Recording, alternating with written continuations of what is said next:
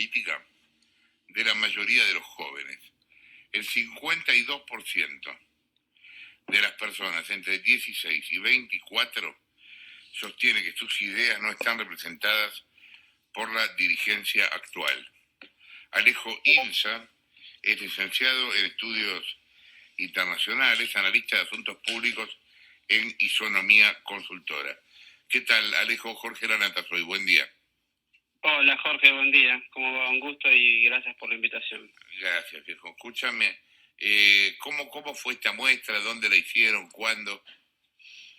El estudio fue de UNICEF y CIPEC en 2021. Yo lo leí primero en redes sociales, me resultó interesante, después comencé a indagarlo un poquito más en profundidad y, bueno, sostenía tal vez con datos, con evidencia empírica, esta percepción que después intenté pensar, desarrollar, en el cual los jóvenes están también con alguna distancia en relación con la política.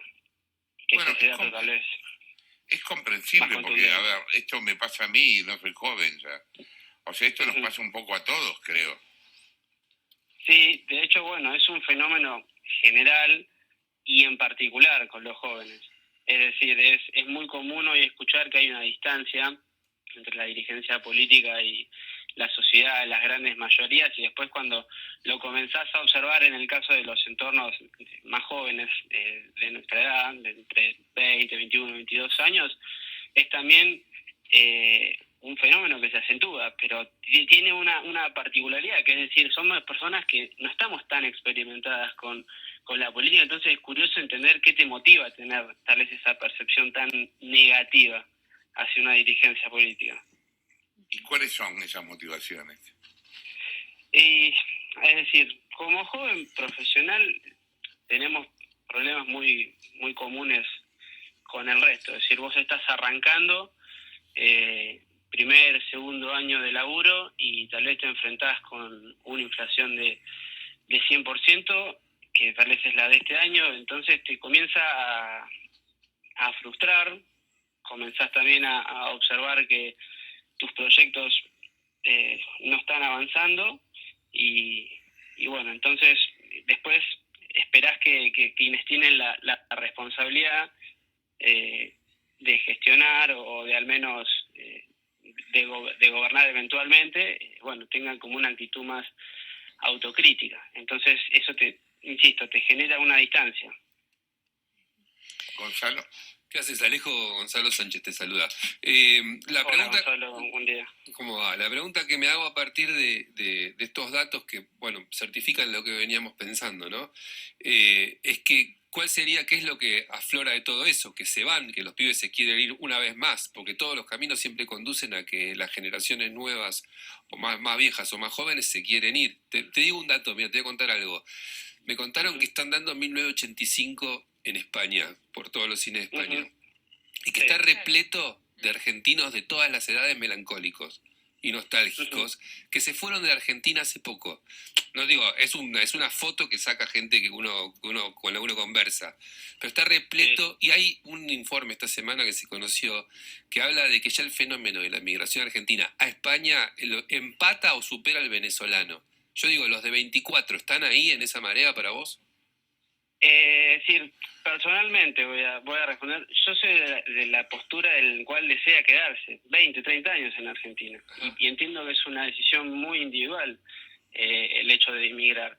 Sí, tampoco soy ingenuo de no ignorar que no son las condiciones más favorables para desarrollar un proyecto y por ende son años, bueno, te genera un agotamiento, es decir, es entendible la decisión tal vez de emigrar. Yo no la comparto en lo personal, porque tal vez soy optimista, es decir, dentro de mi entorno han sucedido estos casos de personas que han viajado, hemos tenido esta discusión, insisto, yo no la comparto, pero porque deseo quedarme en Argentina, seré optimista, para mí hay mucha construcción por delante y es también la intención de poner en debate esta situación para advertir el riesgo de que si vos continuás con esta distancia de no involucrar a la persona joven, y más que involucrarle, de darle condiciones de estabilidad, que es lo que necesita la gran mayoría y el joven en particular, para que, bueno, tenga como un futuro más promisorio,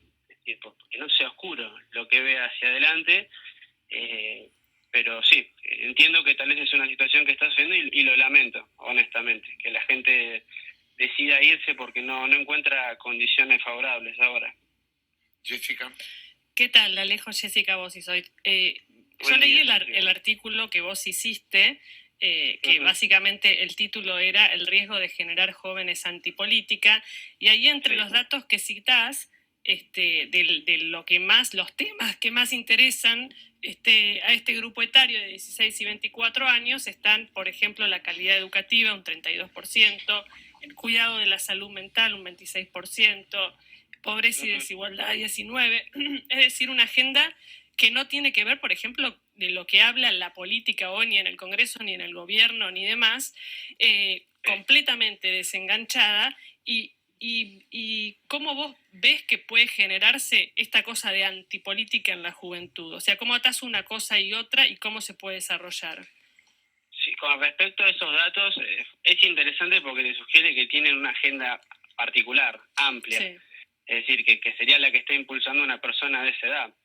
Ahora bien, en simultáneo es también la observación no se reduce solamente a eso, o sea, al cuidado medioambiental, mejorar las condiciones y la calidad educativa y demás, sino también a darme condiciones macroeconómicas estables para, digamos, tener cierta previsibilidad y lo intento conectar con el riesgo de la antipolítica. Es decir, insisto, es curioso cómo tal vez una persona de 20 años formula una imagen tan negativa de la dirigencia política, y lo que hay que intentar es entenderlo, no demonizar a ese votante, que eventualmente es un votante, pero es una persona, es un ciudadano que después en 4, 8, 10, 12 años va a votar y va a intentar quedarse en Argentina. Entonces, ¿por qué es el riesgo? Bueno, esa distancia, es decir, si vos la continuás, la profundizás, no advertís que tenés que tener un cambio de conducta que es más simbólico, tener tal vez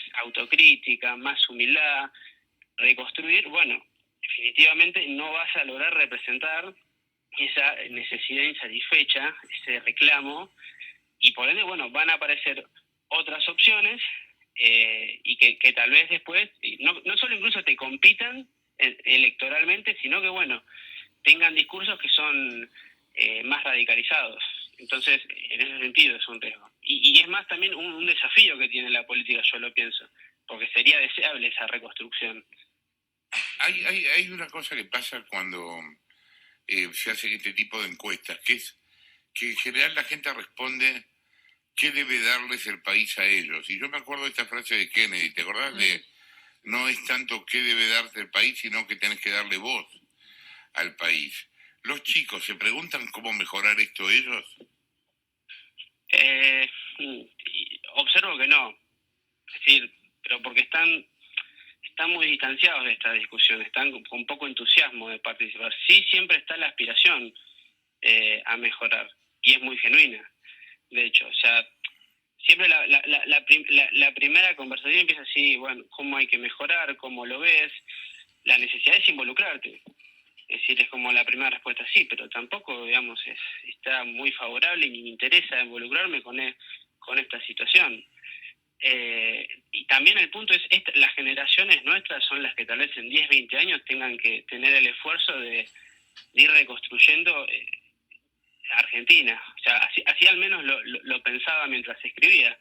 Entonces, si yo no estoy entusiasmado para tener ese esfuerzo, que van a ser muchos años, y bueno, ¿quiénes van a acompañar si no? Es decir, estamos excluyendo a ese grupo que tiene mucho para aportar, desde la proactividad, desde la aspiración, desde una necesidad de cambiar muchas cuestiones que no nos generan como comodidad. Bueno, se está desaprovechando ese potencial. Cecilia. Alejo, Cecilia Ufret te saluda. ¿Esto atraviesa todos los segmentos sociales y educativos? ¿Cómo es eso, puertas adentro de los distintos sectores? Honestamente, yo lo veo en lo que son mis entornos más cercanos, que es a lo que tengo a disposición no solo para para ver, analizar, sino para preguntar de una manera más testimonial. La autorreferencia es al joven profesional, es decir, y en ese sentido, honestamente, tengo que reconocer que es chico, y lo lamento que sea chico ese grupo. Hay un dato que es interesante, que se publicó en DEC hace semanas, que es que el 50% aproximadamente de las adolescencias son pobres, el 50%. Sí. Entonces ese es un marco de desigualdad enorme. Es decir, yo estoy intentando reflexionar sobre una situación que, digamos, abarca a muy poquitas personas, lo cual a mí me genera lamento. Es cierto, digamos, es más, está la discusión del privilegio, sí, bueno, pero tampoco tengo que ignorar la situación nuestra de personas que están laburando 8 o 10 horas por día, tienen ese esfuerzo y bueno, los resultados no terminan de alcanzar. Es más a ese entorno el que tal vez estoy intentando ver. Gracias, Alejo, por la comunicación. Un abrazo. Y Jorge Incha, quien hablaba, licenciado en Estudios Internacionales, analista de Asuntos Públicos en Isonomía Consultores. Son las 10:46.